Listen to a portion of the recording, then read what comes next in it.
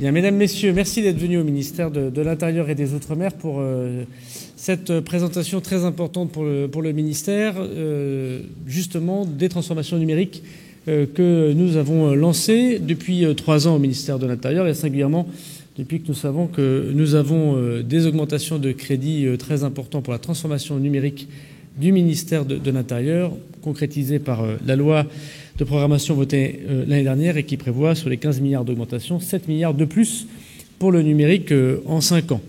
Si je devais résumer les choses, il relève de 4 points très rapides. D'abord, une transformation profonde du fonctionnement du numérique au ministère de l'Intérieur, un nouveau directeur du numérique qui est secrétaire général adjoint du ministère. Donc, je salue évidemment ce secrétaire général parce que le numérique, c'est pas une direction parmi les autres. C'est toutes les directions qui doivent faire du numérique. Et donc ce changement est important avec 300 recrutements de plus à la direction du numérique du ministère de l'Intérieur. C'est évidemment sans précédent. Et une agence du numérique pour les forces de l'ordre qui remplace et qui conforte le STSI Carré. Vous savez, c'était ce service entre policiers et gendarmes qui faisait tous les développements et qui ont plutôt bien marché, type le Néo, type le caméra piéton, et puis bien sûr d'autres avancées. Mais là, on professionnalise encore plus, on rajoute 150 collaborateurs de plus, et on fait une agence commune police et gendarmerie qui donc va permettre ces déploiements que je vous présenterai en partie avec les services. Donc il y a d'abord un changement profond d'organisation du ministère de l'Intérieur, si j'ose dire, inspiré de ce que j'ai pu connaître à Bercy, qui nous a permis de faire l'impôt à la source et qui permet, je crois, de résoudre les questions de dette numérique qu'avait le ministère de l'Intérieur et qui sont très importants. Le deuxième sujet, c'est un service rendu au sein du ministère de l'Intérieur, si je sors l'action police et gendarmerie dans les préfectures et dans le lien qu'ont les Français avec le ministère de l'Intérieur. On pense évidemment à la pièce d'identité, on pense bien évidemment au permis de conduire et on pense évidemment à l'identité numérique, dont le président de la République en avait fait une promesse en 2017 et qui respecte un certain nombre de règles, bien sûr, que nous a fixé le Parlement et la CNIL. On va vous le présenter dans quelques instants. Donc ça, c'est le service rendu à l'usager. Au ministère de l'Intérieur, on fait des élections, on les organise.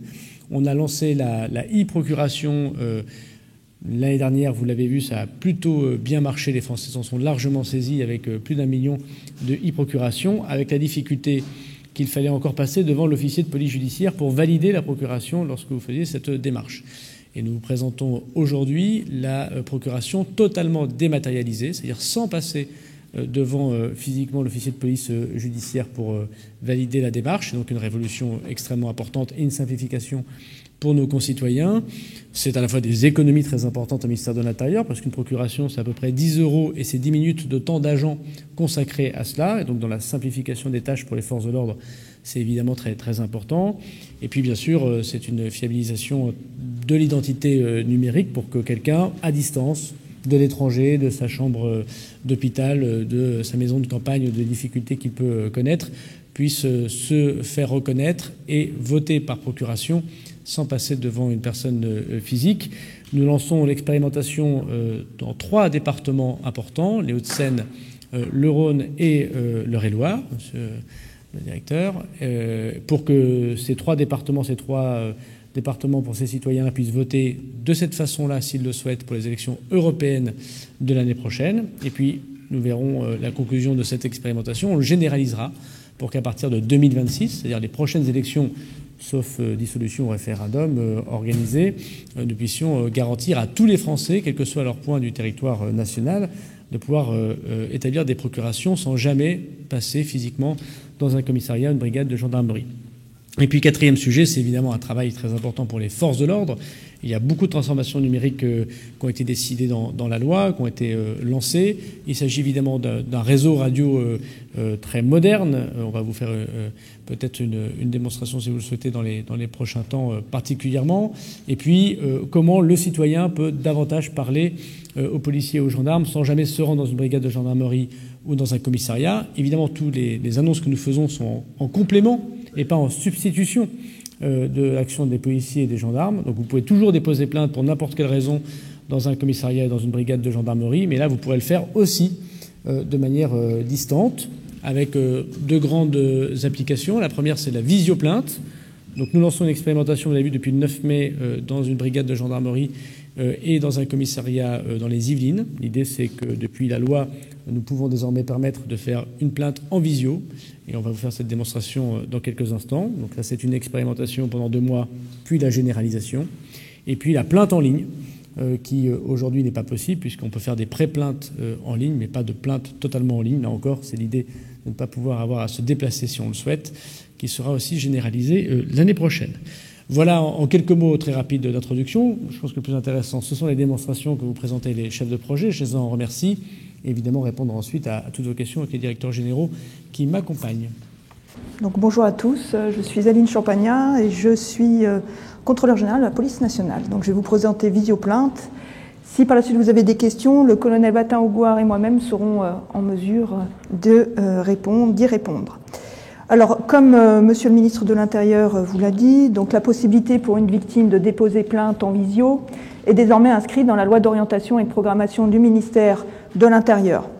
Dans ce cadre, nous avons travaillé avec une entreprise française sur un prototype ou une preuve, c'est ce qu'on appelle une preuve de concept, qui est testée depuis le 9 mai dans la circonscription de sécurité publique d'Elancourt et la zone de compétence de la brigade de gendarmerie de Magny-les-Hameaux dans les Yvelines.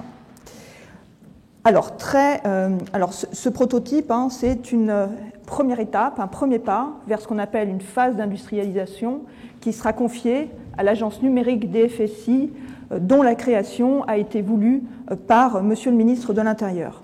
Alors, très concrètement, comment ça se passe?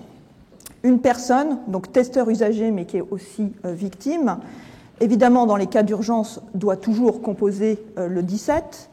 Il peut se déplacer spontanément en commissariat de police ou en brigade de gendarmerie ou se connecter sur Ma Sécurité, qui est le portail ministériel qui fédère toutes les démarches en ligne qui sont proposées aux usagers par les forces de sécurité intérieure. Après un parcours d'autodiagnostic, le plaignant sera orienté vers le téléservice, le bon téléservice, c'est-à-dire le téléservice qui sera adapté à sa situation. Alors, je suis désolée pour les acronymes très barbares, je vais vous les détailler un petit peu. Donc, si la personne s'estime victime d'une escroquerie sur Internet, à ce moment-là, elle sera orientée sur Thésée, qui est le premier service de plainte en ligne 100% dématérialisé. C'est-à-dire que le plaignant n'a pas à se rendre en commissariat de police ou en brigade de gendarmerie. S'il souhaite faire un signalement pour usage frauduleux de carte bancaire, il sera orienté vers Perceval, ou s'il souhaite avoir un rendez-vous pour une visioplainte, il sera orienté vers la visioplainte. Alors la brique grisée, PEL, c'est la brique plainte en ligne qui sera expérimentée à compter du mois de septembre et qui concerne les atteintes aux biens contre X. Alors on va passer à la démonstration. Alors sur cette slide, vous voyez qu'il y a un certain nombre d'étapes nécessaires. La première étape, c'est l'identification via France Connect. Vous choisissez ensuite un créneau de rendez-vous en ligne. Vous allez recevoir un lien sur votre smartphone ou par email qui va vous permettre, à l'heure du rendez-vous, tout simplement de cliquer ce lien et de rentrer en visioconférence avec un policier ou un gendarme. Donc je vais sur le site Ma Sécurité. Donc c'est le site que vous devez connaître, qui est le portail ministériel. Donc vous avez le triptyque, je suis victime, je signale, je m'informe. Donc typiquement dans la rubrique signalement, c'est là où vous pouvez aussi où vous trouvez tous les formulaires de signalement, de rodéo ou plus récemment d'actes de cruauté sur les animaux. Donc en l'espèce, je m'estime victime, j'ai plus de 18 ans, je suis victime de violences ou menaces, puisque la visioplainte concerne tout le champ infractionnel, que ce soit les atteintes aux personnes ou les atteintes aux biens physique. Je souhaite déposer plainte contre X, puisque je ne connais pas l'auteur des violences.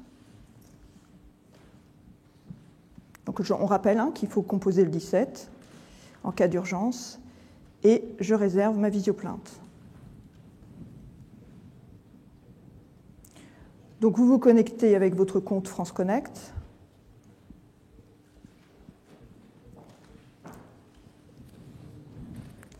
Alors ce sont évidemment des données de test.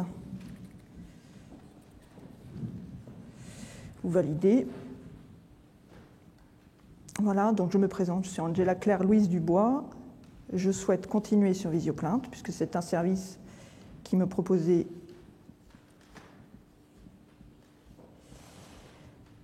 donc le passage obligatoire, c'est évidemment de renseigner ses coordonnées. C'est absolument nécessaire, notamment s'il y a une coupure intempestive. Non seulement pour envoyer le premier mail d'invitation, mais s'il y a une coupure intempestive du service. Donc ensuite, vous avez les créneaux de rendez-vous en ligne, alors qu'ils sont à la main des policiers. Là, on a prévu un quart d'heure, mais vous pouvez prévoir 1 heure, 2 heures. Donc vous confirmez.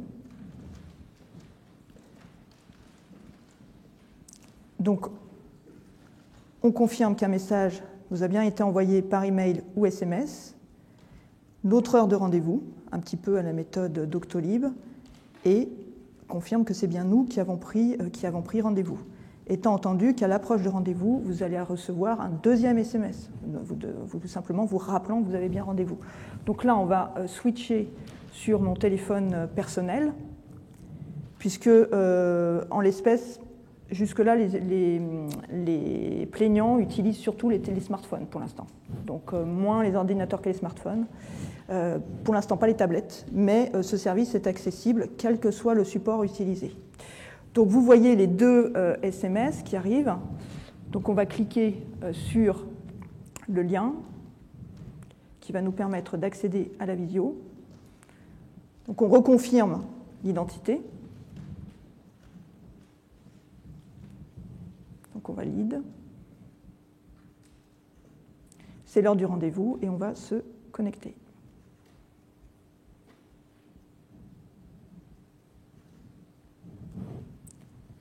Alors on va rentrer dans une salle d'attente. Donc il faut évidemment dire qu'on est OK sur tout ce qui est conditions générales d'utilisation et politique de confidentialité. Donc là, c'est le commandant Ruellan qui est de l'autre côté, qui a mon smartphone pour les besoins de la démo et notamment de la retranscription par visio qui est là-bas. Donc vous rentrez dans une salle d'attente. Donc c'est le temps de rentrer dans la salle d'attente, n'hésitez pas, hein, si vous avez d'ores et déjà des questions, je suis prête à y répondre.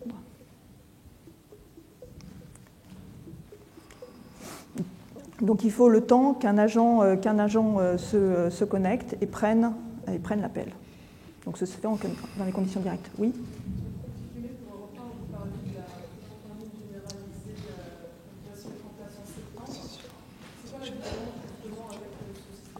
En fait, vous avez 2 systèmes. Alors, on rentre en visio. Est-ce que je peux y répondre par la suite ? Ça vous convient ? Merci. Donc, allez-y, Sundus. Bonjour, Sundus, si tu peux. Bonjour, Sundus Matabi, brigadier de police. Je suis du projet Visioplainte. Voilà, donc pour la suite de la démonstration, comme j'utilise le téléphone, je vais vous montrer un peu les différentes possibilités de l'application. Donc, comme vous le voyez, je suis en lien avec donc, un agent de police avec lequel je vais échanger tout le long de la démonstration. Donc, ce que je vous propose, c'est que l'agent de police, je vais vous montrer les différentes possibilités qu'on peut avoir avec l'application. Donc, j'ai demandé à l'agent de police de nous faire un partage de son écran qui permet en temps réel de suivre l'action du dépôt de plainte. Si tu peux faire le partage d'écran.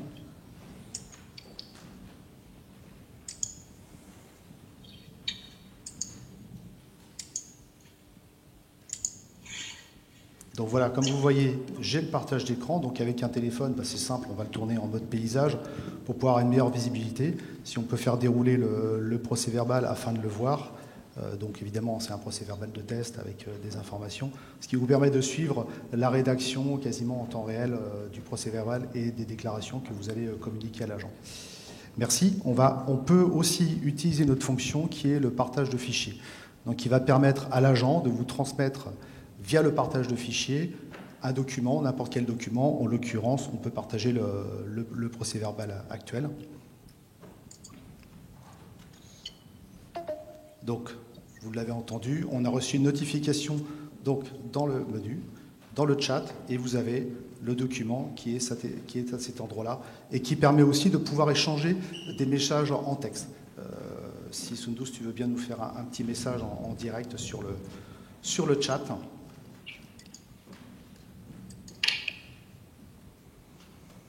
Donc, comme vous le voyez, une fonctionnalité très classique de chat. Vous savez que l'agent est en train de rédiger. Vous-même, vous pouvez faire la même action de rédaction. Vous pouvez évidemment naviguer, revenir. Le texte va apparaître dans le chat, voilà.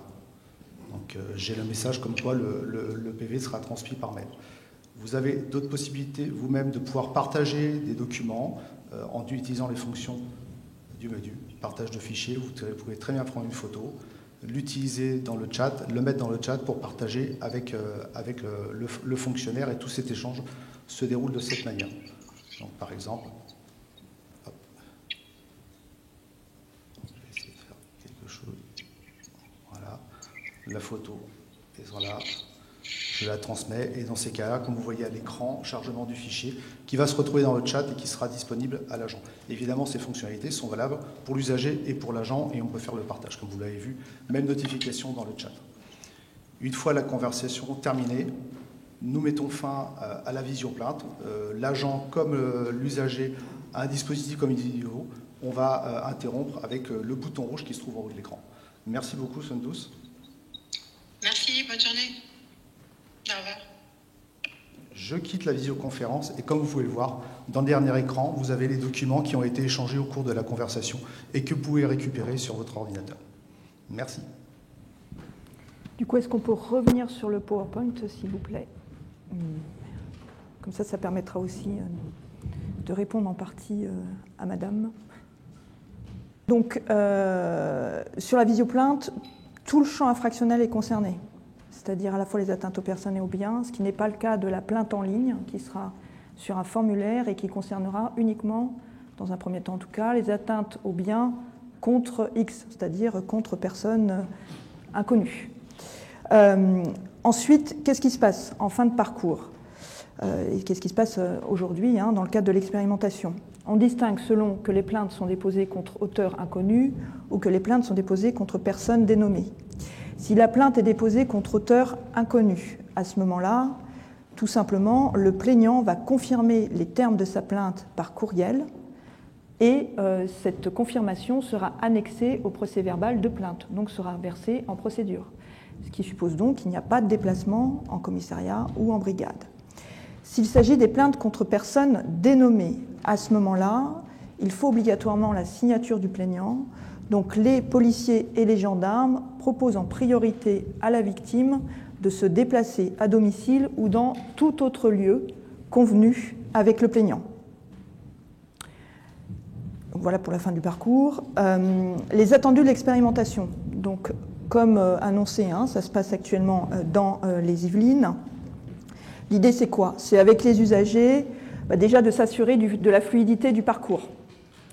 Ensuite, de la disponibilité et de la pertinence des créneaux horaires. Étant entendu que nous avons fait un premier sondage, il y a eu 479 personnes sondées, 80% d'entre elles se sont déclarées très favorables à la visioplainte, de préférence le samedi matin, de 8h à 10h et de 20h à 22h.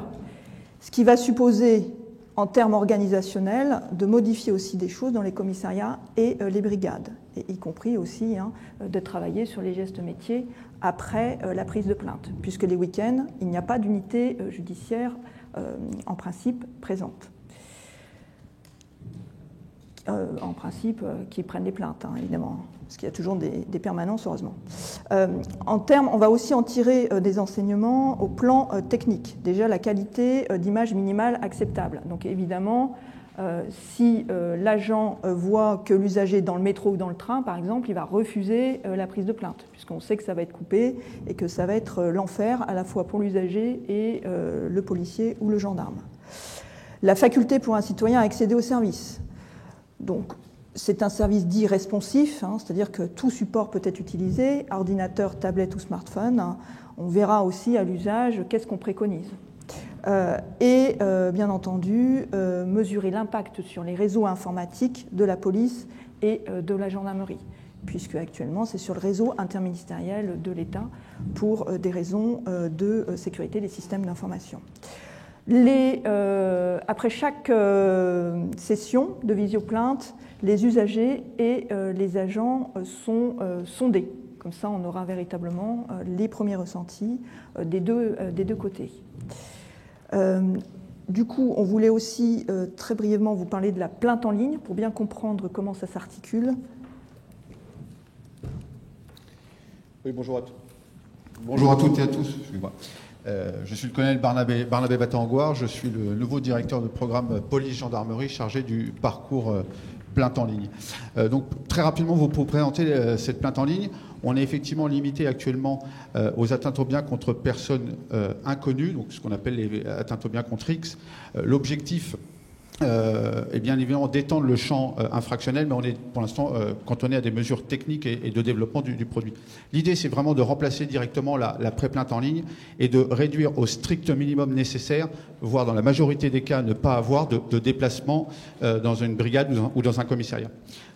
Nous sommes actuellement en phase de pré-test, je dirais, à la fois avec des utilisateurs et des agents des forces de l'ordre pour améliorer en permanence le produit. Et l'idée, c'est bien de lancer une première expérimentation, mais en fait qui est un pré-déploiement dans un département à l'automne pour pouvoir, comme vous l'avez dit, Monsieur le Ministre, le généraliser à l'issue.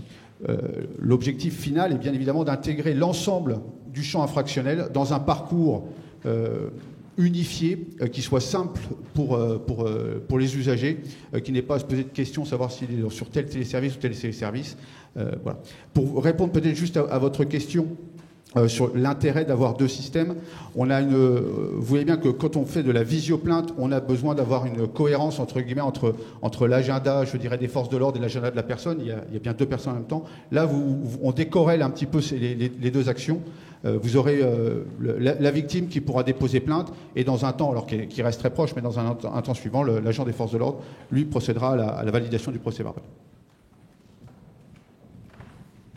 Merci, monsieur. Est-ce que sur cette partie, avant de passer à l'identité numérique et au permis, vous avez des questions pour les forces de l'ordre?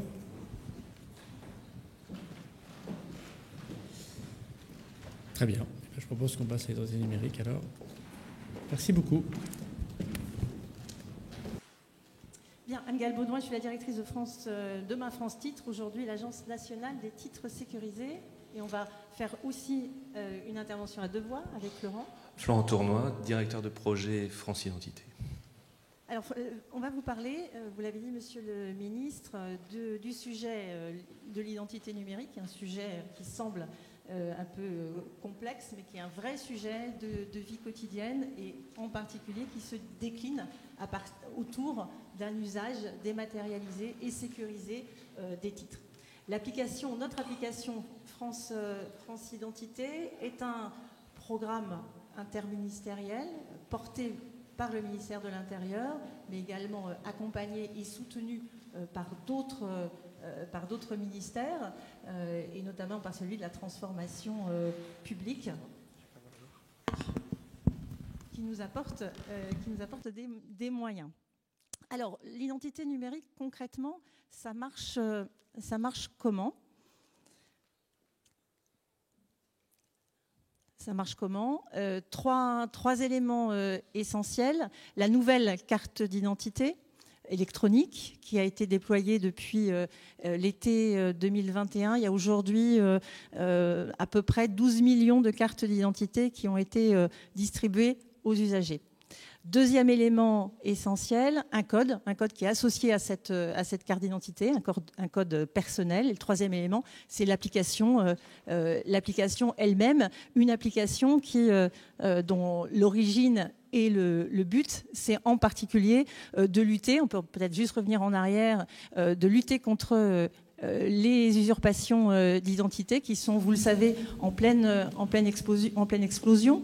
L'explosion des usages dématérialisés des démarches dans le champ public et dans le champ privé ont fait exploser aussi ce type de tentatives, ce type d'infractions qui sont extrêmement pénalisants pour nos concitoyens. Et à l'Agence des titres sécurisés, on est particulièrement confronté à des situations, vous le savez, de personnes, d'usagers qui se retrouvent à dont on exige le paiement des amendes pour des personnes différentes qui ne sont pas eux. Voilà. Donc c'est un sujet extrêmement important et qui nous concerne de plus en plus. Donc l'application compagnon pour les titres, c'est je crois, ce qui est important de retenir. Et déjà, des premiers usages, Florent? Oui, tout à fait. On a déjà deux premiers usages. On peut noter s'authentifier sur France Connect et pouvoir accéder à 1400 services disponibles d'ores et déjà aujourd'hui. J'y reviendrai. Deuxième usage, générer un justificatif d'identité à usage unique qui permet de trouver son identité. Plus en détail, l'authentification sur France Connect permet en fait de s'authentifier avec sa carte d'identité et son code PIN.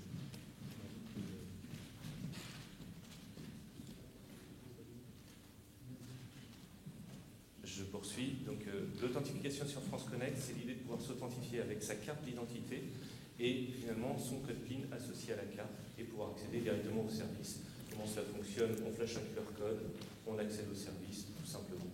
En cas de perte d'email, plus d'accès à l'email, piratage d'email, tout cela fonctionne encore et c'est une garantie bien plus sécurisée finalement pour accéder au service. Deuxième usage, un justificatif d'identité qui permet de prouver son identité à l'occasion de démarches.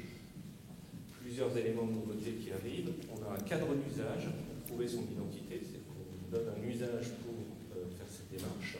Et finalement, les données sont issues directement de la carte d'identité et le PDF généré est signé par le ministère. Et en quoi, Florence, ça lutte contre l'usurpation d'identité? Première chose, si ce document est perdu, volé, il ne peut pas être réutilisé sans engager la responsabilité de celui qui le reçoit et le lit. Deuxième élément, le document est signé électroniquement, ce qui prouve son intégrité et relie directement l'état civil avec la démarche en cours. Alors, l'application, elle est aujourd'hui en version bêta. Quand est-ce qu'elle sera, c'est-à-dire expérimentale? Quand est-ce qu'elle sera accessible à tous et comment? Alors, avec ces deux premiers usages, on a commencé une phase bêta de test et d'expérimentation pour avoir les retours des utilisateurs. 5000 utilisateurs aujourd'hui. Nous ouvrons lundi prochain à 5000 nouveaux utilisateurs, toujours dans la phase d'expérimentation. Au mois de juin, nous allons déployer la version stabilisée, tout d'abord auprès de 30 000 utilisateurs, progressivement jusqu'à 100 000 utilisateurs à la fin de l'été, et une généralisation et une ouverture prévue à la fin de l'année civile. Alors les nouveaux usages maintenant, deux sujets, celui du permis de conduire dématérialisé, qui est un projet qui sera expérimenté dès cette fin d'année, on va vous dire dans quelques minutes comment, et qui a vocation à être généralisé à partir de 2024. Et puis le deuxième usage sur la procuration en ligne. C'est un...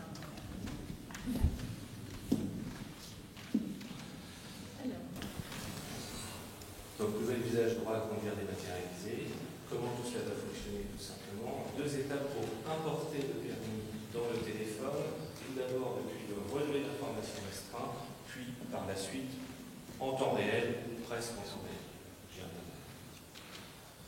La première manière d'importer les droits à conduire dans le téléphone se base sur le relevé d'informations restreint qui est produit via l'application Télépoint fournie par la délégation à la sécurité routière, un document qui ressemble à ceci.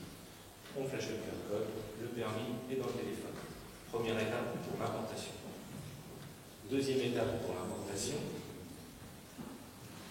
Depuis l'application, on saisit le numéro du droit à conduire et il y a une importation depuis les bases de données de la délégation à la sécurité routière. Et donc deux principaux usages de ce permis de conduire dématérialisé, l'un plutôt orienté vers les forces de l'ordre et l'autre plus largement ouvert à l'ensemble des utilisateurs. Pour ce premier cas d'usage, finalement, l'usager très simplement se fait contrôler par les forces de l'ordre, il présente son application, via un transfert sans contact, les forces de l'ordre peuvent lire les informations issues du droit à conduire. On a un schéma de l'image que pourrait voir le policier ou le gendarme. Deuxième cas d'usage, faire valoir son droit à conduire auprès d'un loueur, d'un employeur ou lors d'un autopartage. Et là, un petit peu comme le justificatif d'identité, on va produire un document qui atteste les droits à conduire que l'on peut présenter à son employeur, à un loueur de véhicule ou autre, avec le même type de sécurité et le même type de cadre d'usage, tout simplement.